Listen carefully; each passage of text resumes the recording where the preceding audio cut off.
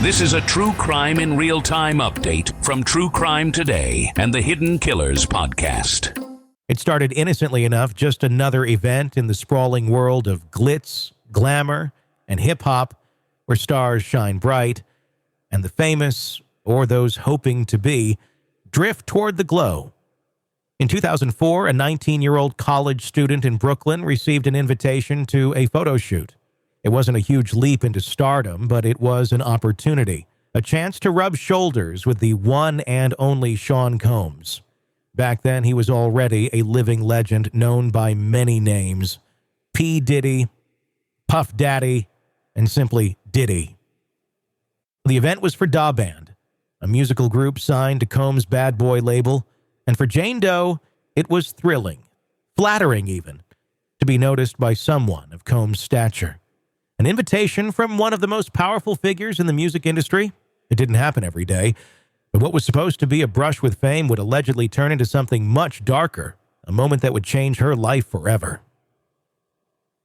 According to the lawsuit filed in the Southern District of New York, what began as a photo shoot ended with Jane Doe alone in a hotel room, terrified for her life and allegedly assaulted by one of the most recognizable figures in entertainment. The lawsuit filed by Houston attorney Tony Buzbee outlines what Jane Doe says happened that night. It claims that after the photo shoot, Jane Doe and her friend were invited to an exclusive after-party. But before the celebration, Combs allegedly had another invitation for them. Why not stop by his hotel room first? It was a common enough request in this world, a quick drink, a more private gathering before the real party. It didn't seem strange at the time. When they arrived at Combs' hotel suite, the scene was typical: music, drinks, and people mingling in a relaxed atmosphere. But according to the complaint, that normalcy didn't last long. The lawsuit alleges that Jane Doe and her friend were suddenly and forcibly separated from the crowd and taken to a private room by a man who seemed to be part of Combs' security team. The lawsuit details how the two women were locked inside the room with Combs, and it was there, the lawsuit claims, that the mood shifted drastically. The details are graphic, difficult to comprehend.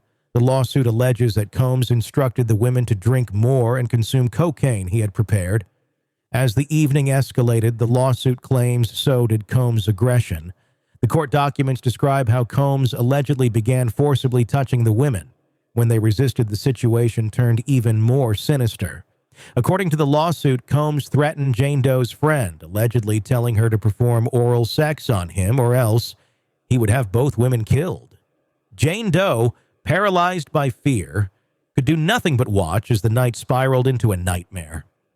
The lawsuit goes on to describe how Combs allegedly raped Jane Doe, ignoring her pleas to stop, all while the threat of violence loomed over her. Once he was done, the complaint alleges Combs told her to stay in the room, alone in the dark, or face death. Jane Doe says she waited for what felt like an eternity, her mind spinning from the trauma, before a security guard finally entered, telling her she could leave. And leave she did, fleeing that hotel room back to her dorm, carrying the weight of that night with her for years. That incident in 2004 is just one of many now being brought to light as part of a wave of lawsuits against Sean Combs. It's part of a broader legal effort led by Tony Buzbee, who has promised a flurry of new filings against the music mogul, each alleging sexual assault, abuse, and violence spanning nearly 2 decades. And while the specifics of Jane Doe's case are harrowing, hers is not the only story. And in fact, according to the lawsuit, this alleged pattern of abuse has deep roots. The complaint paints a chilling picture of Combs, one where power, wealth, and influence allowed him to act with impunity. Over the years, the lawsuit claims Combs created an environment where his business empire, which included Bad Boy Entertainment and other affiliated companies, allegedly became a front for criminal activity. The lawsuit alleges that these businesses helped enable a host of illegal activities, including sexual assaults, drug-fueled parties, and a system of coercion and control. The lawsuit doesn't stop at just the individuals who worked closely with Combs. It goes further, alleging that his corporate entities, including Daddy's House Recording Studio, Bad Boy Productions, and even Marriott International, were complicit in allowing this alleged behavior to occur. According to the suit, these companies looked the other way, or worse, actively participated in shielding Combs from legal consequences. The accusations go beyond the hotel room in 2004. Other plaintiffs have come forward, each with their own stories, stretching from the early 1990s up until 2021. In one particularly disturbing account, a man identified as John Doe alleges that in 2021, he attended a party hosted by Combs only to find himself drugged, disoriented, and later assaulted. The lawsuit claims that Combs and others took advantage of the man's incapacitated state, sexually assaulting him while he was paralyzed and unable to defend himself. It's a pattern that appears to echo across multiple lawsuits, where individuals claim they were drugged, assaulted, and then left to deal with the fallout alone. For many of these plaintiffs, fear and intimidation allegedly played a key role in keeping them silent for so long.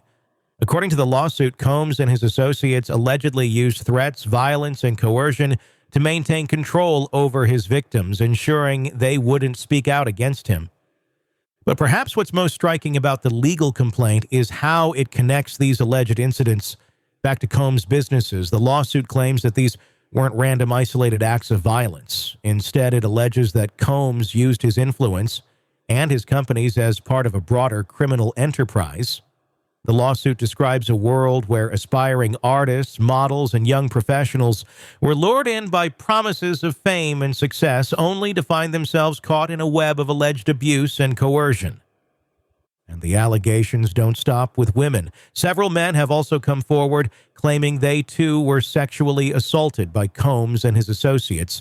One man, a former producer, alleged that he was forced into unwanted sexual acts as part of Combs' wider scheme of control. The lawsuit claims that drugs were a common tool in these assaults, with victims allegedly given substances like MDMA and GHB without their knowledge. As the lawsuits continue to pile up, so do the questions about how this alleged behavior could have gone unchecked for so long. For years, Combs was celebrated as one of the most successful and influential figures in the music industry, a man whose reach extended beyond hip-hop into fashion, television, and business. His wealth and fame made him nearly untouchable. But now, those same elements of his empire are being called into question. According to the lawsuit, Combs' business operations allegedly played a crucial role in facilitating this pattern of abuse. It wasn't just about the man himself, it was about the machine behind him. The lawsuit alleges that Combs' various companies helped provide the cover and protection he needed to allegedly continue these abuses for years, unchecked. Whether through parties held at recording studios or exclusive events hosted at hotels like the Marriott, the lawsuit claims that these businesses were complicit, either through negligence or active participation.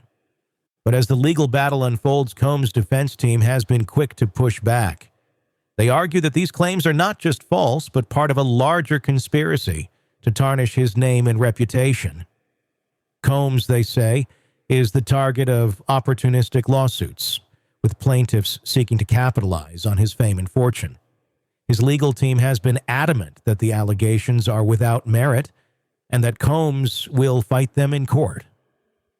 For those following the case, it's difficult not to draw comparisons to other high-profile figures who have faced similar allegations in recent years. The Me Too movement brought forth a wave of accusations against powerful men in entertainment, and now it seems that Combs is the latest figure to be caught in the crosshairs. But as with any legal case, the outcome remains uncertain. The plaintiffs will have to prove their claims in court, and Combs will have his chance to defend himself against these serious accusations. The lawsuit represents a potential turning point, not just for Sean Combs, but for the broader culture of the music industry. It raises questions about how much power and influence one person can wield, and how that power can allegedly be used to manipulate, coerce, and abuse those around them. As more details emerge, one thing becomes clear: this case is far from over.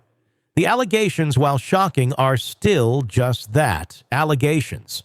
The truth, as it so often does, will have to be sorted out in the courtroom. But for Jane Doe and the other plaintiffs, this legal battle represents more than just a chance at justice. It's a moment of reckoning for a man they claim has caused them untold pain and suffering. And for Sean Combs, the stakes couldn't be higher.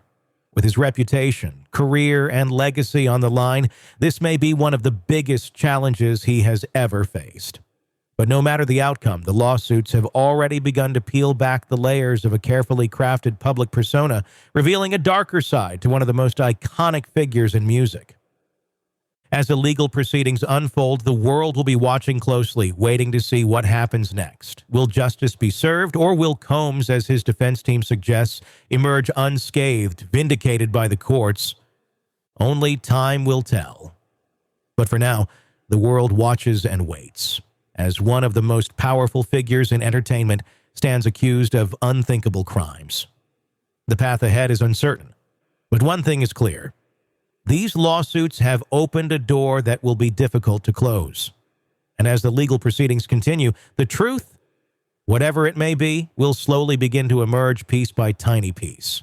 In a world where the darkest secrets lie just beneath the surface. They said it was an accident, but the evidence says otherwise. Where hidden killers roam, unnoticed, in the shadows. I think you would definitely be looking at a blend of toxic, very bad narcissistic personality traits, and they will be vengeful and possibly resort to violence. Join Tony Buzbee as he uncovers the truth behind the most chilling cases. They said it was an accident, but the evidence clearly says otherwise. Each episode, we dig deep into the minds of those who commit the unthinkable. To your point on narcissism, he thinks in his own mind how witty he is. Yeah. But he lost that jury. I was done with him in 2 minutes. From unsolved mysteries to infamous crimes. Geez, you've just talked about how you've taught yourself how to do everything under the sun. I bet you did a YouTube video, how to best kill somebody with a knife. Hidden Killers with Tony Buzbee takes you where few dare to go. How does someone with such a dark secret go unnoticed for so long? With multiple new episodes every single day. We're not just telling stories, we're seeking justice. Listen now on Apple Podcasts or wherever you get your podcasts. Just search for Hidden Killers with Tony Buzbee.